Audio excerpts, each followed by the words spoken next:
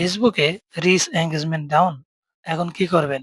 যে সেটিং ২ টি দেখাবো, সেই সেটিং ২ টি অন করলেই আপনার ভিউ বেশি আসবে। আর ভিউ বেশি আসলে রিচ এনগেজমেন্ট অটো বেড়ে যাবে। তার জন্য আমরা কি করব? ১ম এ আমরা আইডিতে যাব। আপনার যে Facebook আইডি আছে সেই আইডিতে যাবেন। আইডিতে যাওয়ার পরে এখানে প্রোফাইলের মতন যাবেন। যেখানে যাওয়ার পরে সেটিং পাবেন। এই সেটিং অপশনে ক্লিক করবেন। সেখানে আপনার অপশন আসবে ডিফল্ট অডিয়েন্স। এখানে ক্লিক করবেন। এখানে ক্লিক করার পর আপনার সামনে ৩ টি ধাপ আসবে। আপনি কোন ধাপে সেটিং করে রাখবেন। ঠিক আছে? এখানে দেখুন ৩ টি অপশন আছে। তার মধ্যে ১ম এ আছে কি? পাবলিশ। এই পাবলিক হচ্ছে এমন একটা যে আপনার পোস্ট সবাই দেখতে পাবে। ফ্রেন্ড না হলেও দেখা যাবে।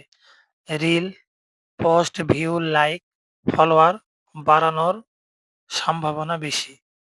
আর যদি আপনি ফ্রেন্ড করে রাখেন, শুধুমাত্র আপনার যে ফ্রেন্ড আছে, সেই ফ্রেন্ড গুলোই দেখতে পাবে। আর কাস্টম এটি হচ্ছে আপনি বেছে নেবেন। ঠিক আছে? বেছে নিবেন কাকে দেখাবেন, কাকে লুকাবেন। ভিউ বেশি পাওয়ার জন্য আপনাকে করতে হবে পাবলিক। ব্যক্তিগত পোস্ট হলে ফ্রেন্ড আর নির্দিষ্ট মানুষ হলে কাস্টম। ঠিক আছে? নিচে ব্লু কালার এখানে নেক্সট আছে। নেক্সট এ চাপ দিলে আপনাকে কন্টিনিউ অপশনে নিয়ে যাবে। এখানে দেখুন অনেকগুলো অপশন আছে। এইসব করে নিবেন। আমি মূলত নেক্সট এ যাওয়ার পরে কনফার্ম করে দিলাম পাবলিকে। ঠিক আছে? দেখুন তারপরে আরেকটি সেটিং দেখাবো। এখানে স্ক্রল করব। স্ক্রল করার পরে দেখবেন এখানে আমি মার্ক করে দিতেছি।